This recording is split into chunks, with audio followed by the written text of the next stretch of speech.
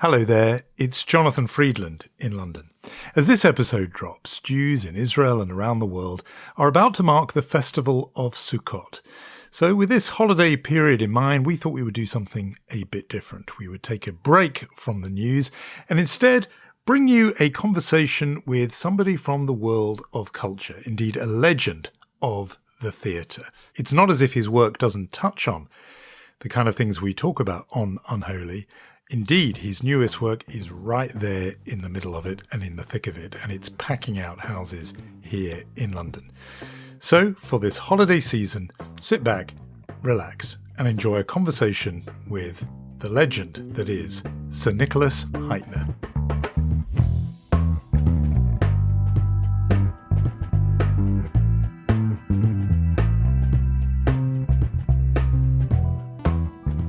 Sir Nicholas Hytner is the most acclaimed theatre director of his generation. A former artistic director of the National Theatre here in London, he became famous with his productions of The Madness of King George, The History Boys, many, many others, and now in London an absolutely five-star revival of Guys and Dolls.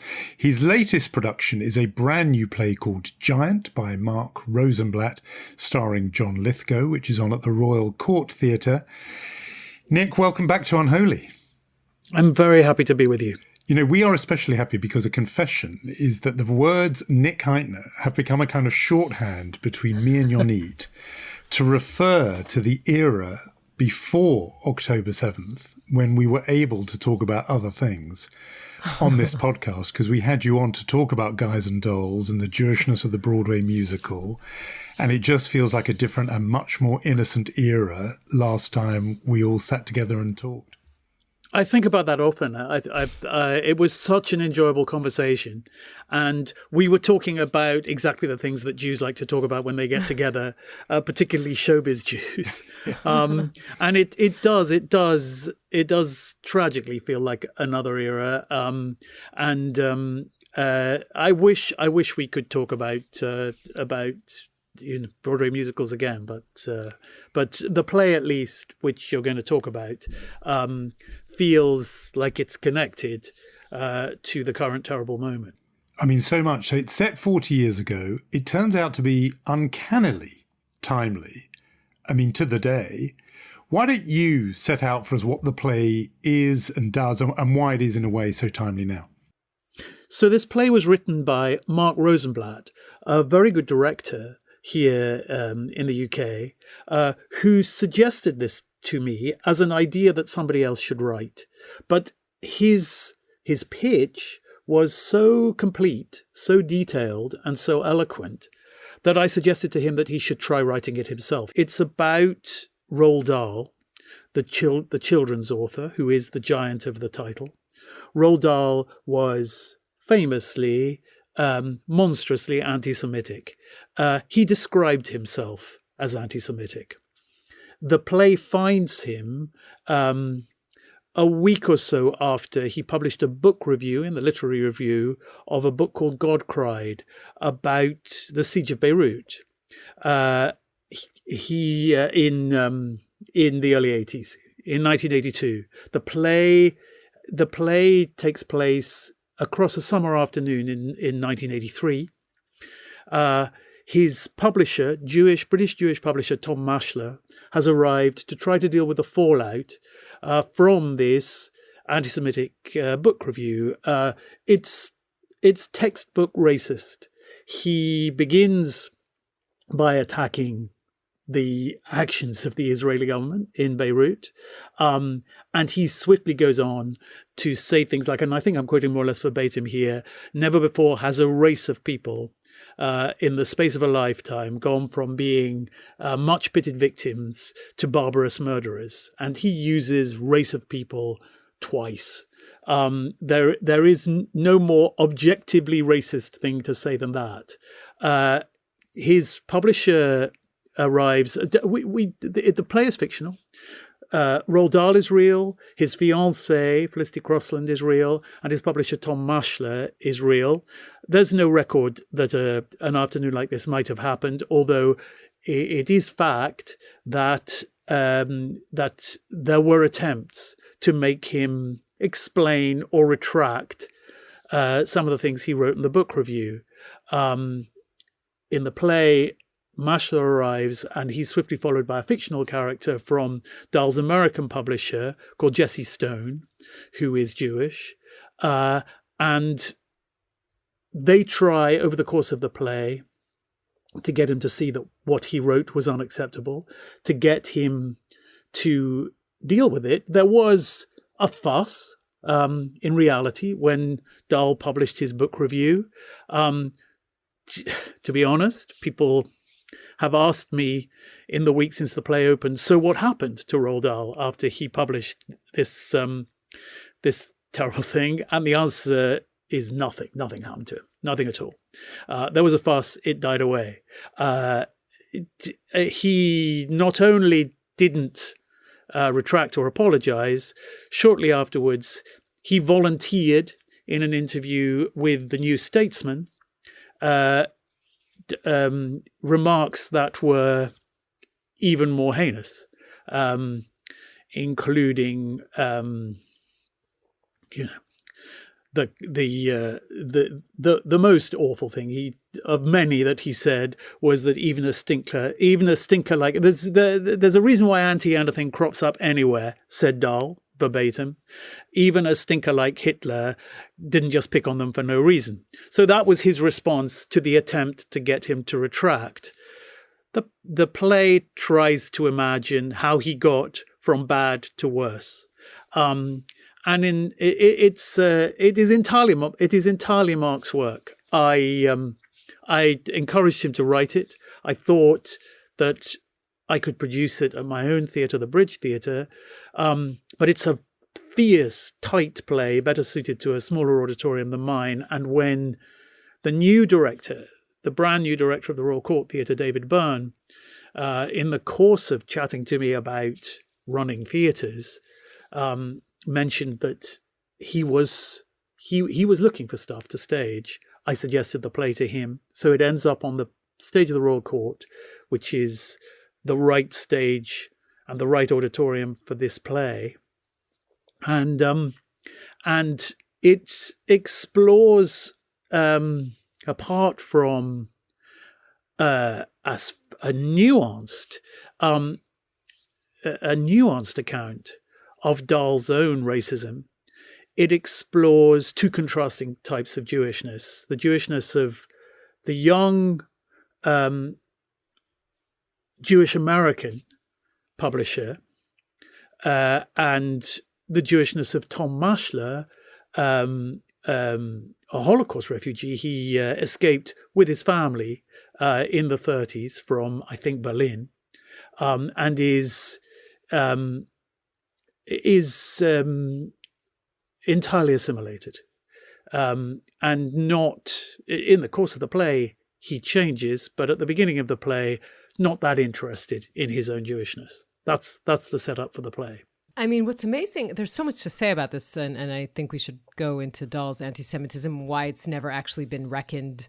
There's never been a reckoning about that, really. As you said, this whole thing was a fuss and then it blew over. He's still a beloved children's author. But I'm wondering, reading this as an Israeli after this year, and you can't, Jonathan used the word uncanny. It's not only the issue of Lebanon resurfacing, but it's all of that discussion of, can you be anti-Israeli? And does that mean that you necessarily hate Jews? And in his case, that was both. But all of that discussion about the Israeli decisions, how it affects, Jews around the world, how it is all so present here in our lives. And I was thinking of you after, seeing Guys and Dolls and reading this play and saying, this is not exactly escapism for you. This is very much diving into these dark waters of the past year in many ways, even though it's a story from the 80s, right?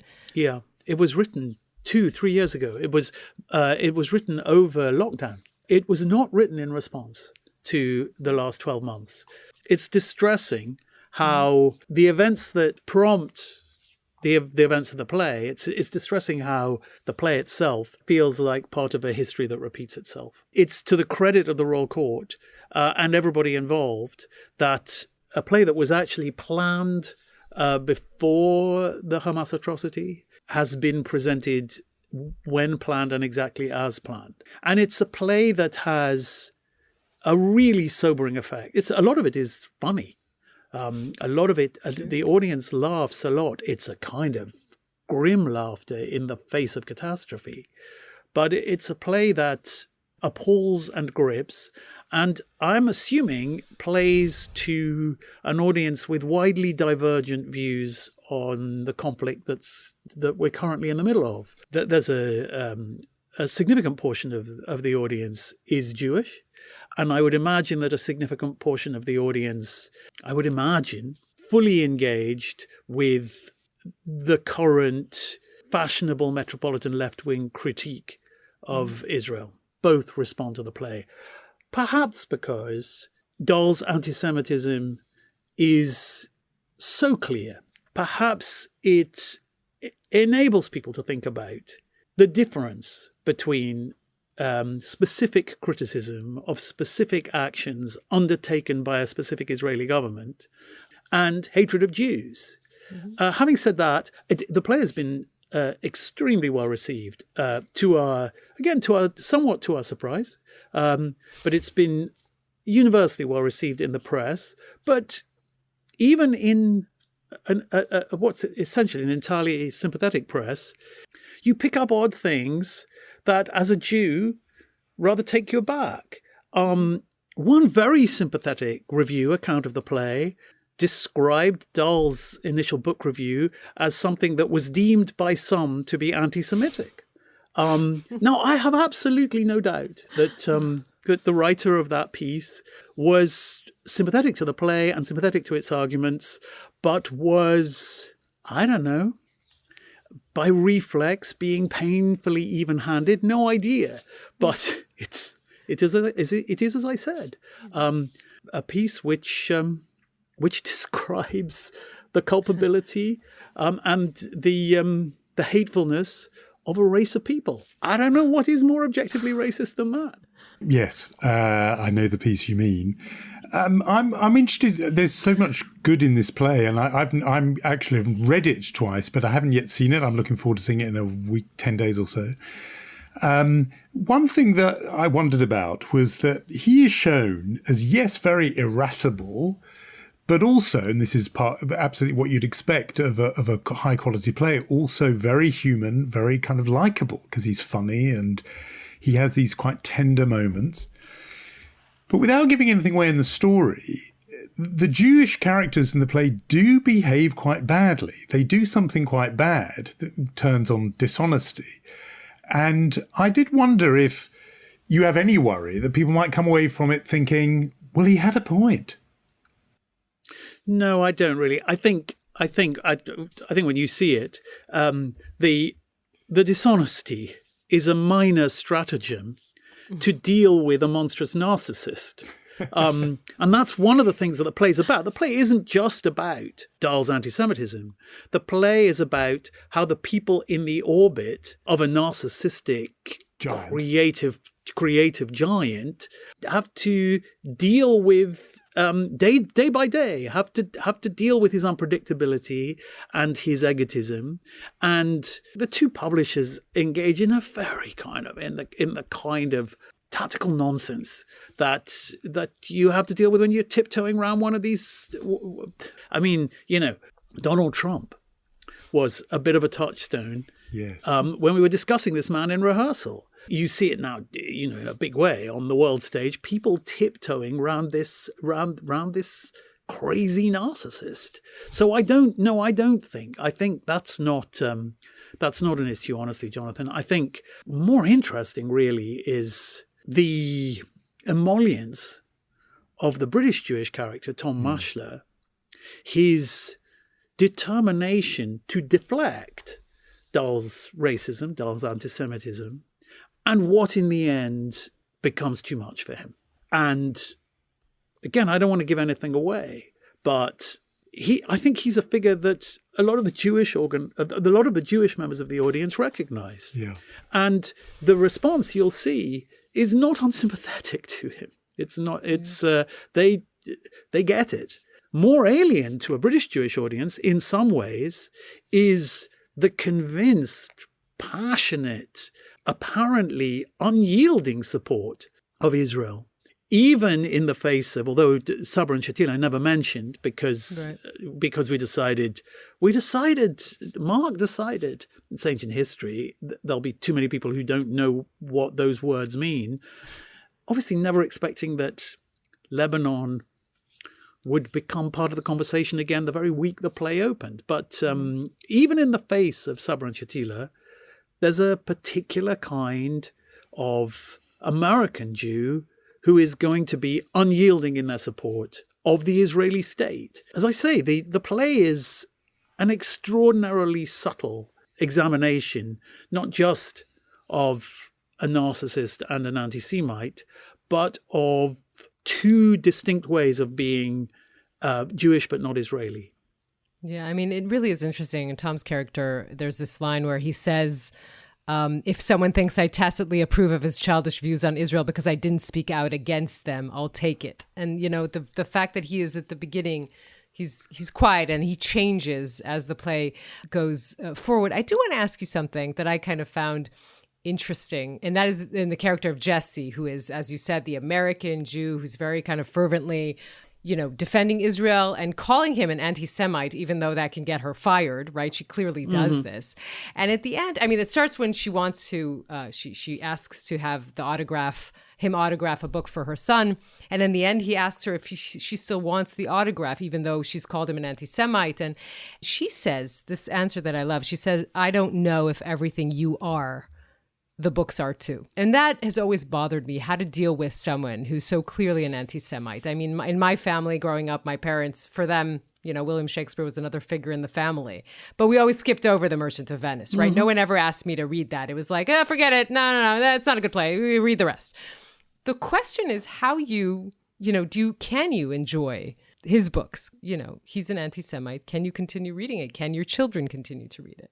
The best I can do is to say that great art has never necessarily been the product great people, noble minds, moral uprightness. In some ways, in the list of great artists who are monstrous human beings is very long indeed. The two might even be connected.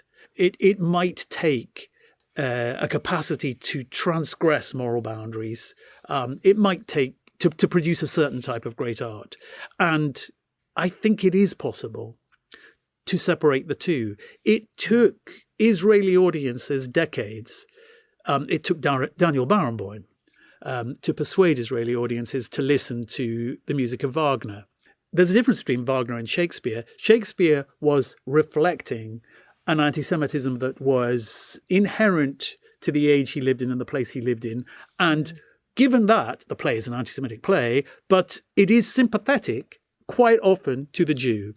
Wagner was monstrously anti-Semitic. His music is for some people, is for some Jews, irreplaceable. They can't live without it. That part of Wagner that produced the music, I suppose you have to separate from the man who hated Jews. There are great artists who were murderers. There are great artists who abused women. What I think is useful is to complicate the response to great art. I think you can be swept away by Wagner, but you can be swept away by, another incredibly problematic composer, Richard Strauss, who was the Nazis' court composer, probably through laziness more than conviction.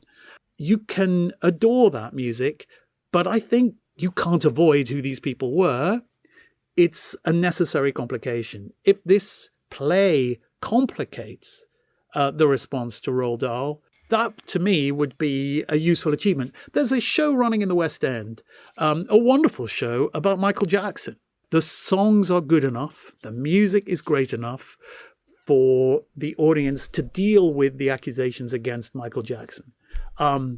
Those who love Roald Dahl's stories, they include the playwright Mark Rosenblatt, who reads them to his kids. I think they'll go on loving the stories. In the play Tom Maschler, the context for the line you read, Yonit, is a defense as his publisher of the good that his books do.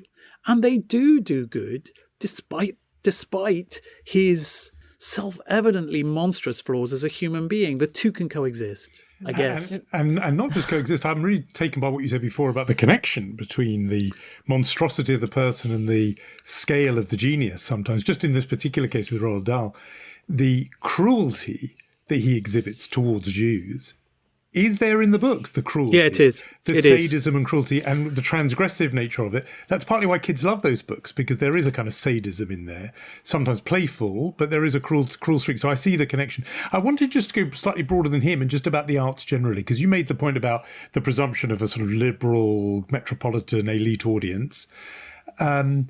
The sense people who are sort of not professionally in the arts is that I'm guessing they will assume that right now it's all but impossible for Israel to get a kind of hearing in that world, the sense that there will be pretty close to universal hostility based on the last 12 months.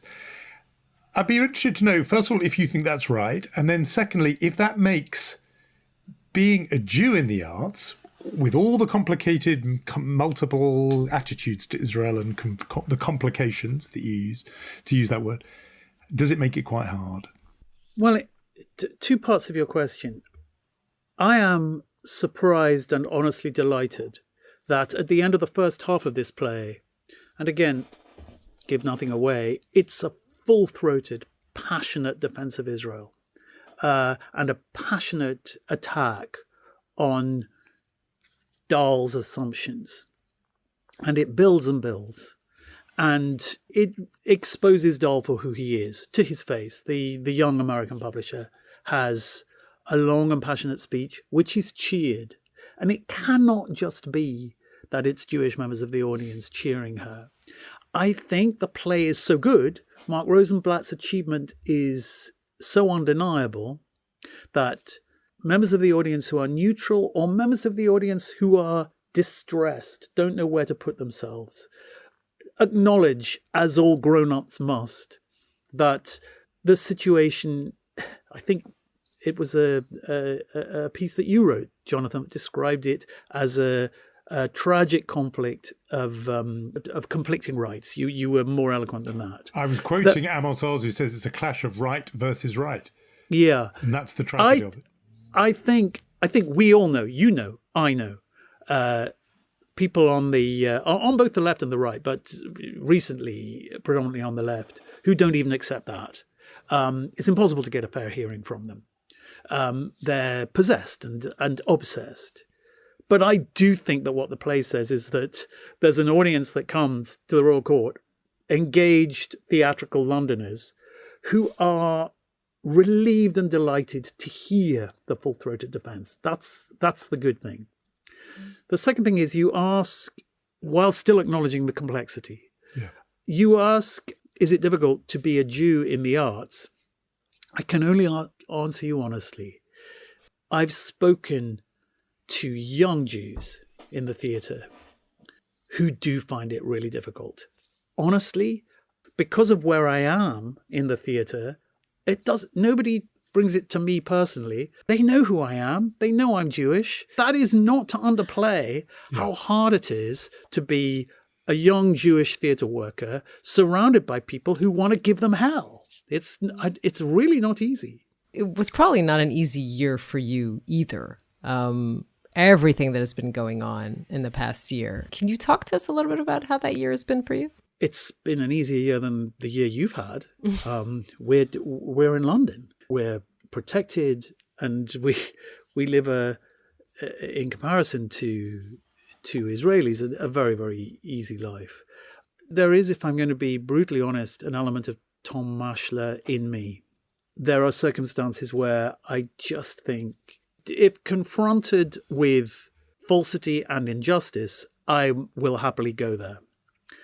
But otherwise, the situation seeming to me, I'm glad it's Amos Oz's analysis of it, to involve tragically conflicting rights.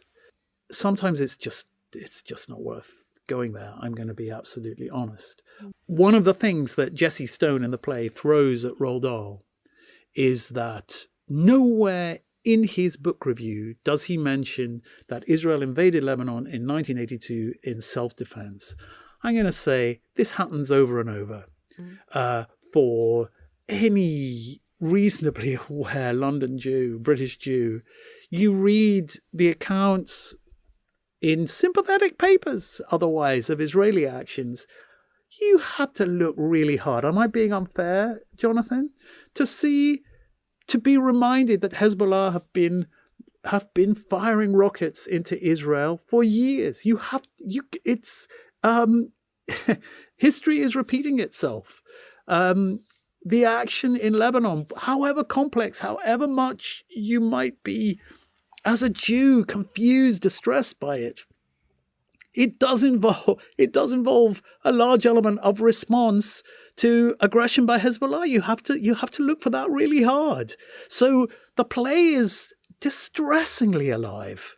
And yeah, that's speaking personally, I find it really hard. But as I say, you must have spent last night in shelters.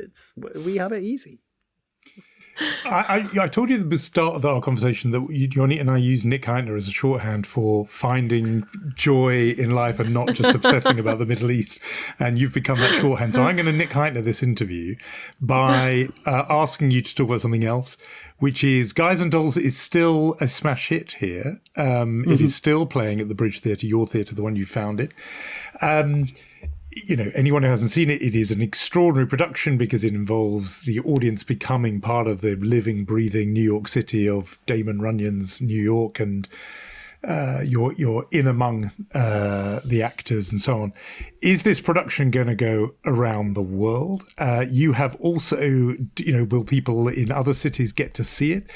And also you have, some people will know you from your film work. People who aren't lucky enough to go to theatre will know some of the movies you've directed. And I wonder, because this is a dispute for nerds here, but some of us don't necessarily think the original Guys and Dolls movie is all that great compared to the stage production. And therefore, might there be room for a Nick Hytner-directed new Guys and Dolls movie?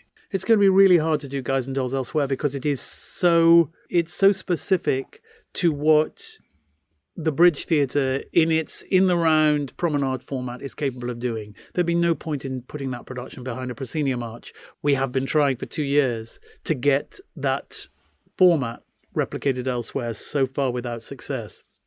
There's certainly room for a new movie, but I think having got so immersed in its theatrical form, and there is the production at the Bridge Theatre is so much about the interplay between the audience and the action, that I think putting it in front of a camera would be impossible for me, absolutely impossible. I will take half a minute to plug, to say that I did shoot a movie this summer. A new script by my longtime collaborator Alan Bennett about a choral society in Yorkshire in 1916, dealing with obviously a shortage of men and the chorus master who have all joined up. And the connection with Giant is that towards the end of the movie, they sing Elgar all the way through. They can't sing German music, so they sing Elgar. Elgar turns up.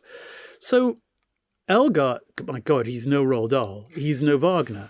But he's this writer of great music to which all English people have a profound connection. He's petty, he's vain, he's tricky, he's, in his old age, hugely inappropriate with women.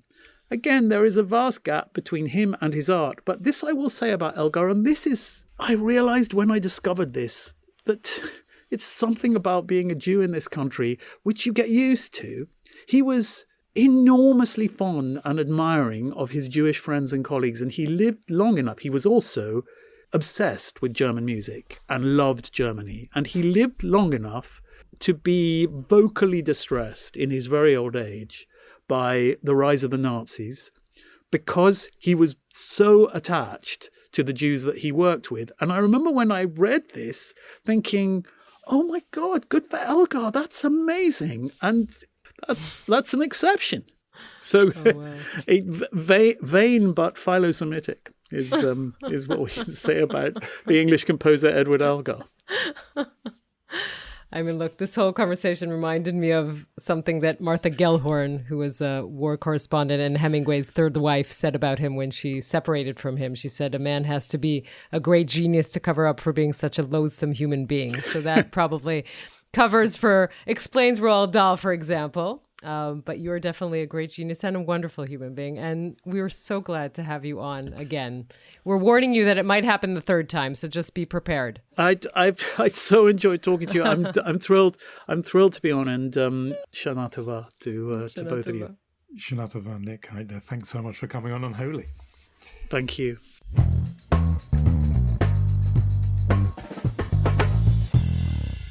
It is such a joy to have him on. There's no wonder why it became this kind of happy place for you and me, remembering having him on. But he's also was really willing to go into some of the issues. I mean, I thought that was very important what he said, that, okay, if there is anti-Semitism and discomfort for Jews in the theatre, I'm not going to feel it because I'm in this very, vaunted position. But other people in this business are definitely feeling it. Yeah, and a lot about the sort of silent majority on Israel, not only what he said about the crowd that actually wants to hear that monologue that does give Israel a lot of support and sets the Israeli case quite clearly, but also what he said about his thinking and how he feels in certain areas where he feels like he is being silent for certain reasons or the areas where he isn't. I mean, it was such an interesting thing to hear, and he is so great. I mean, it's such a pleasure to have him on each time. It's been a year and a few months, so it's a different world, and we're all different. But that is constant. That having Sir Nick Hytner on is always a pleasure. It really is. I think Giant is obviously already a smash hit. I think it will get transferred and I think it will go all over. It will be on Broadway and elsewhere. But you heard about it here first.